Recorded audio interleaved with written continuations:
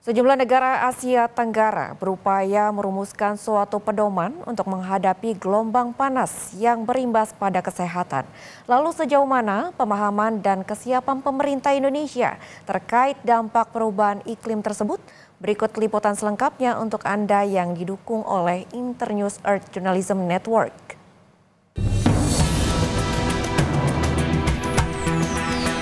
Proyeksi iklim oleh Badan Ilmu Iklim PBB, panel antar pemerintah tentang perubahan iklim telah mengindikasikan bahwa suhu bisa menjadi lebih panas jika emisi terus meningkat.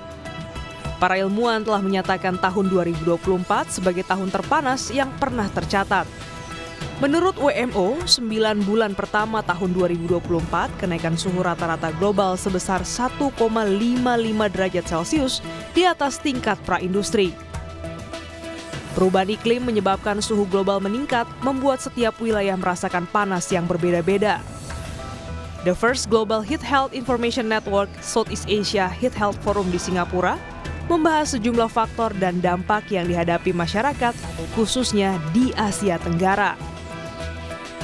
Jason Lee, Ketua Gene Hub Asia Tenggara, menjelaskan upaya mereka menuju Asia Tenggara yang tangguh terhadap panas, meningkatkan mata pencaharian dan kesejahteraan. Co-create and co-produce these guidelines and recommendations with the Southeast Asia. So that is the impetus why we want to not replicate but adopt the global version to the Southeast Asia version, and then effect heat health actions guidelines specific to Southeast Asia. Tren kenaikan suhu yang memecahkan rekor pada 2024 menyebabkan peningkatan angka kematian, penurunan produktivitas, dan kerusakan infrastruktur. ILO mencatat secara global setidaknya 71% populasi pekerja atau 2,41 miliar pekerja terpapar panas yang berlebihan. Kondisi ini mengakibatkan 22,85 juta pekerja cedera dan 18.970 kematian setiap tahunnya. Pekerja di Asia Pasifik berada di peringkat ketiga yang paling terpapar panas, dengan presentase 74,7%, melebihi rata-rata dunia setelah Afrika dan Arab Saudi. Dapat dikatakan, 3 dari 4 pekerja terpapar panas berlebih.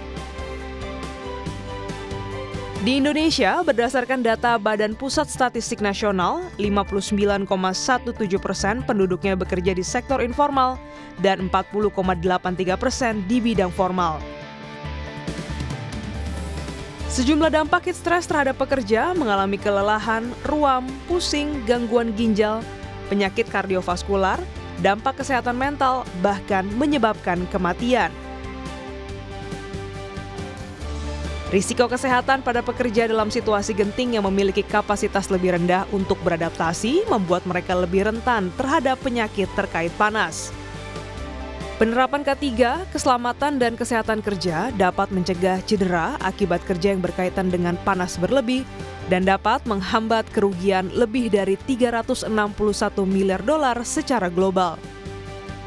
Menyikapi tantangan di sektor penyokong perekonomian, spesialis kesehatan kerja dari WHO menyatakan segera merilis pedoman terhadap tingkat stres panas terhadap pekerja formal maupun informal yang disusun bersama Organisasi Meteorologi Dunia. Guidance is intended for policy makers, employers, workers, and even health workers. So the companies, the employers are definitely there are recommendations for them on how they can implement these interventions to protect workers. Yes. Sementara itu, Direktur Penanggulangan Bencana Palang Merah Indonesia, Ridwan Sobri, menjelaskan pemerintah Indonesia tengah mempersiapkan mitigasi dari dampak panas. Sejumlah studi dilakukan seperti studi persepsi mengenai panas. Jadi terkait dengan panas ekstrim di Indonesia ini memang sekarang dalam tahap awal gitu ya. Jadi memang panas ekstrim masih belum diklasifikasikan sebagai sebuah bencana di Indonesia, meskipun sekitar regional di beberapa negara itu sudah ya, seperti India. Ridwan menambahkan pihaknya akan menjembatani hasil forum GIN dan akan menjadi usulan untuk menentukan kebijakan komprehensif yang akan diambil pemerintah Indonesia ke depannya dalam menindaklanjuti dampak perubahan iklim di regional. Sejumlah langkah antisipasi dampak panas terhadap kesehatan dilakukan Kementerian Kesehatan sejak adanya laporan cuaca panas oleh BMKG.